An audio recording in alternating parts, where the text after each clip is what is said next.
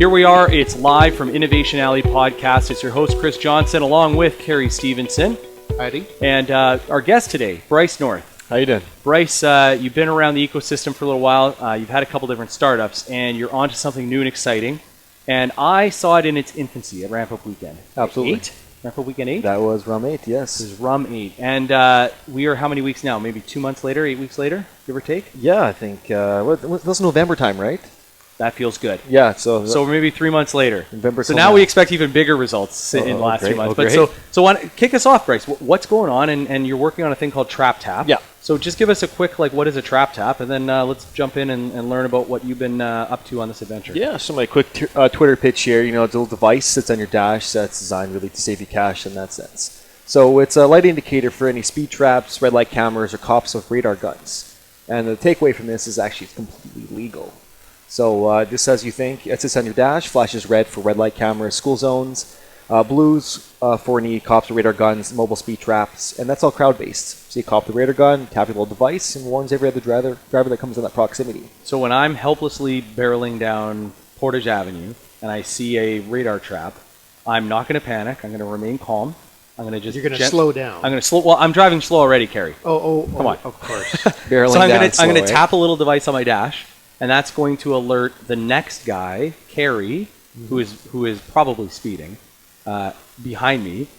So he's going to get a little notifier that's going to say... What kind of a notifier do you get? Does it shock my seat or something like that? Right? No, right now they're actually light notifications, okay. And we're turning to audio as well. We found that out that this is hard to see in the sunlight sometimes. Of course. Yeah, so we ran into that problem after our testing, but... and ironically, that's the only time that the cops come out to do radar traps. Low blow. Exactly, right? And then, flashes green when you go over the speed limit there. So our whole premise, we're going to really rely on is safety to slow down. Okay, so it sounds like there's a good business case for this. How much does it cost? And is it worthwhile to do? Yeah, absolutely. So, we're launching our Kickstarter March 1st, which is really, really soon. Mm-hmm. So our Kickstarter price is going to range anywhere from $50 to $80 USD. Mm-hmm. And that gives you a lifetime subscription, full TrapTap, and all the software. Then after that, we're going to charge a subscription model of around $50 to $60 a year. You get a free unit with that. Okay. Yeah.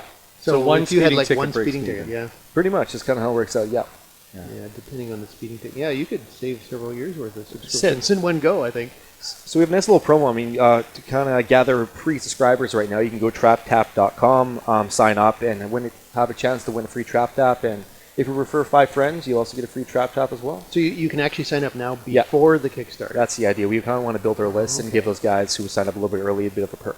So you've done a startup in the past that had a bit of a hardware flavor to it. Yes. It was sort of more video-focused, interactive video.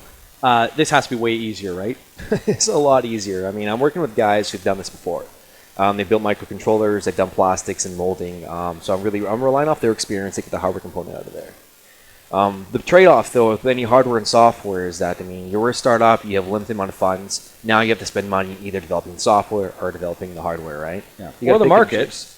Yeah, that as well, too, right? Everywhere you turn as a startup feels expensive sometimes. For sure, right? In our minds here, it's 2 times more expensive now to really validate. We got to test the software and test the hardware component, and things definitely do add up. So is there operational prototype TrapTaps that is in your car that's working? Absolutely, yeah. Yeah? I actually had one here earlier on. I should have brought it, but they actually work. They glow. They look great. The tapping works. We've pre-mapped over 60 countries right now with red light data and school zone data. So whether it be if there's not a lot of people using right now to mark all the cops up there, you still have a device that'll work on your dash. So that helps you bridge the cart-horse relationship where you sort of you're crowdsourcing, radar traps. But if you don't have 10,000 users yet, you might not get as much data. That's just it. You already get value out of the gate. That explains why Bryce is driving around every evening in the city.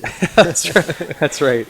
That's great. Well, that's the only acceptable reason to drive slow like that through a school zone in the evening. Where do you get that data from? I know there's maps, but I've never seen open data. It's both. We data scrape it online.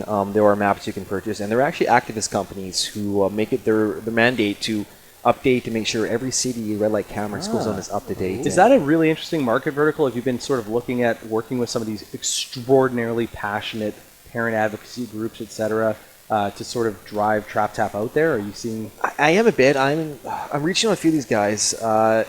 Some biggest issue everyone seems to have is the fact that we're causing people to speed. And I get that a few with some of these groups. And I like to point out that there are apps, there are devices like radar detectors that do that out there. We offer a way that's a lot safer than using an app while you're driving and a lot more legal than a radar detector, right? Right. So kind of bridging that gap, but Some people find a problem with almost anything. there really is. But right? like, I would think this would make you drive slower more because there's more school zones and more places that you would be telling people to slow down than a radar detector would. I'm upset because it's going to increase my taxes because now instead of the speedy guys, they're all going to slow down. We're still going to have to get our money into the cops. I'm going to have to pay more taxes. So from that position, I'm opposed to your product, my good man. There we go, another one of you, right? Yeah. So, okay, you've been building a piece of hardware. You got a piece of software that goes along with it. How quickly did you guys go from the sort of the lightning rod moment of this is really cool? How long did it take you guys to get to a prototype? Is that months? Is that a year? Is that weeks? What does that feel like? It took us 4 days. 4 days. Wow.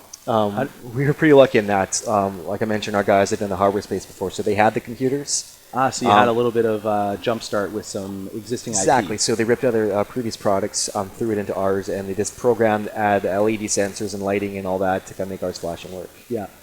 Wow. And so now that you guys have 4 of you sort of going off on this adventure together, how have you guys carved up who's doing what in the company? So you have 4 of you, right? Mm-hmm. So what are you doing day to day, and what's the rest of your team look like? Yeah, I mean, we all have a lot of side projects on the side, and the only one person that's taking this full time right now is me. So I'm doing a lot of the sales, growing. I'm building this Kickstarter campaign, which surprisingly is like a full-time job in itself. Yeah. So you should own 99% of the company then, really, right? Well, we're all fair.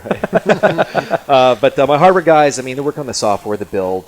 It takes a lot of time as well, too. Yeah. And my other partner as well, Dustin Reverick, is really on the strategy side in B2B. So he's dealing with a lot of the businesses that want to adopt this, possibly, car dealerships or motorcycle activist groups. And Uber and courier drivers as well. I'm doing the more consumer side. And so does that mean your Kickstarter hits March 1st? Yes. I go to your Kickstarter page. Is it just kickstarter.com/TrapTap? Actually, right now go to TrapTap.com. TrapTap.com. Our Kickstarter hasn't launched yet, so you can't have access to the Kickstarter page. Perfect. So I'm going to go there, and these things are a lot of work to run. You have to send, if you're doing it well, and we've talked about this on this podcast before, you're sending updates regularly. Mm-hmm. You're putting up pictures of your prototypes. You're showing what the packaging is going to look like. Are you concerned about how much effort that is? Do you have that all sort of planned out and built into your plan already? That's the least of our effort. I mean, that's the easy stuff. It's the affiliate programs in the back end. It's getting people to kind of spread your story and what you're doing. It's getting the PR companies to pick up on your story. They no longer pick up cool tech. They pick up tech if you get funded in less than 48 hours. So how do you hire the right PR company, have the right budget for that, and have a cool enough story that people are going to pick up on this? And PR is now, in your case probably too, it's US-based PR, and with our beautiful 32-cent gap on the dollar, everything is just extraordinarily more expensive in that area, hey? It hurts. It really does. Yeah, but then if you get US subscribers, you could charge them in US dollars. It's less than, yes. Yeah. A lot more of that's why if you notice, he mentioned the pricing was USD, Carrie. Yep. See, it's 50 US and it's 80 Canadian. Hey, we've all been there. That's the gap. Yeah, that's the problem's going to be right now with their Kickstarter. So I'm already feeling a bit of a follow-up, Carrie, maybe. Maybe what we're going to do is mid-March, I think we should have Bryce back in and we should talk about how's that first 2 weeks of the Kickstarter I'd like to going. find out what happens after the Kickstarter. Yeah, absolutely. Because I've heard horror stories where people are like overly successful and then they crash because there's just too much to do. Yeah. When are you shipping the first products? What's your We're target? hoping beginning of summer, maybe be the end of summer. Just in time for those cruise nights here in Winnipeg. That's just it, right? But, we're pushing really hard for that, and I think we have a phenomenal team to make that happen. Good. Well, we wish you the best of luck. I think this is really cool. TrapTap.com, March 1st, Kickstarter, and good luck with that, man. Thank you so much. Good luck.